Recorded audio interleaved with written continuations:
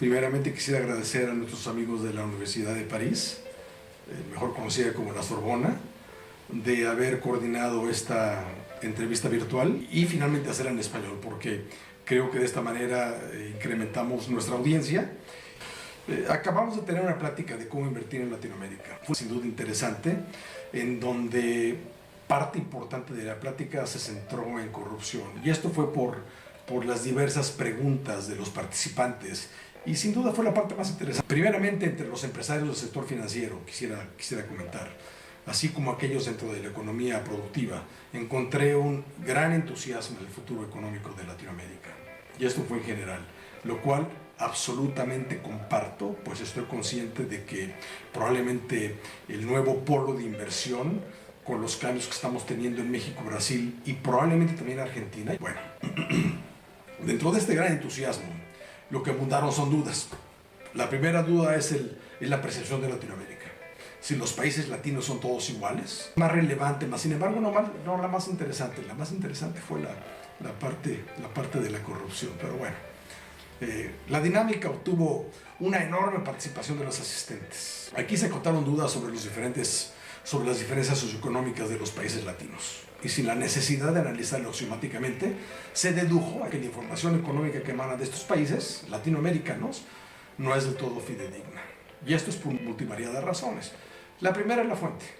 Y aunque en teoría existen estándares en el reporte financiero, en realidad se aplica el sistema Montessori. Y cada país ve las cosas con un lente diferente y a la hora que saca la información, esa información es de alguna manera distorsionada y complica el análisis de la misma, ¿verdad? Los gobiernos en Latinoamérica poseen información limitada. La información que presenta Latinoamérica la pintan de colores y de alguna manera la visten con espejitos. Aquí menciono la obviedad que el análisis financiero tradicional nace a partir del estudio de los datos que se tienen. Como primera consecuencia de esta situación,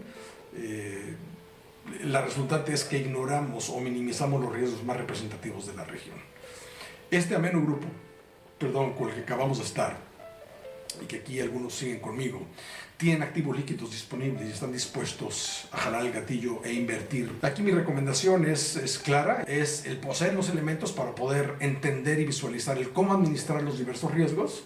Ojo, aquí digo cómo administrar los riesgos. Aquí es bien importante y es fundamental porque el riesgo es parte de una inversión, no podemos separarlo. El acercamiento correcto es el conocer dicho riesgo a profundidad y medir con claridad si podemos o no tomarlo.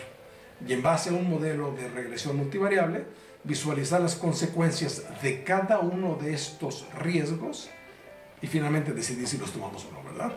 Entrando más a fondo al mercado emergente, particularmente en Latinoamérica, mi opinión y sugerencia es el tener en mente que el análisis de riesgo debe de ir más allá del análisis financiero simple o tradicional. Es mi experiencia que en adición de las métricas tradicionales, ¿verdad?, debemos utilizar métricas no tradicionales. Y aquí en donde ESG o ESG son fundamentales. El limitarse a métricas de análisis financiero convencional equivale a un suicidio financiero y probablemente profesional. La obviedad de los números debe pasar filtros adicionales y eso es muy claro.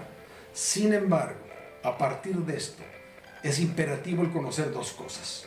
Primero, a la gente que está atrás de esos números. Y finalmente, si estos filtros los pasamos bien y estamos convencidos de que son positivos, bueno, aplicar medidas de ESGs. Y perdón, se me estaba olvidando. Es muy importante el mencionar que el 99% de los fondos de inversión latinoamericanos, mexicanos, brasileños, argentinos y a nivel mundial tienen pérdida contra el índice en comparación.